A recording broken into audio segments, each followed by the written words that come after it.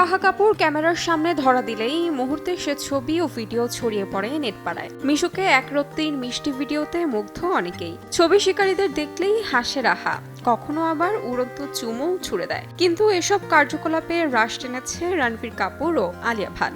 সাইফ আলী খানের ওপর হামলার ঘটনার পর থেকে রাহাকে আড়ালে রাখতেই পছন্দ করছেন এই দম্পতি। এক অনুষ্ঠানে আলিয়া অনুরোধ করেন রাহার ছবি যেন আর তোলা না হয়।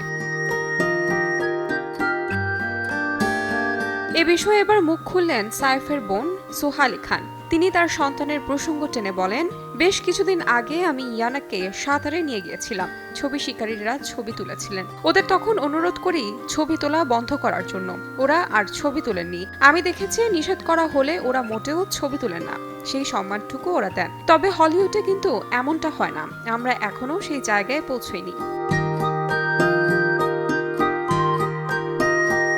অন্যদিকে আলিয়া ও রণবীরের এই সিদ্ধান্তকে সমর্থন করেন সোহা আলী খান। তাই তিনি বলেছেন, আমরা তারকা হওয়ার সিদ্ধান্ত নিয়েছি, আমাদের সন্তানেরা নেননি, তাই ওদের উপর প্রভাব পড়া উচিত নয় বলেই মনে করি। তাহমিনা তন্নি, সময় সংবাদ।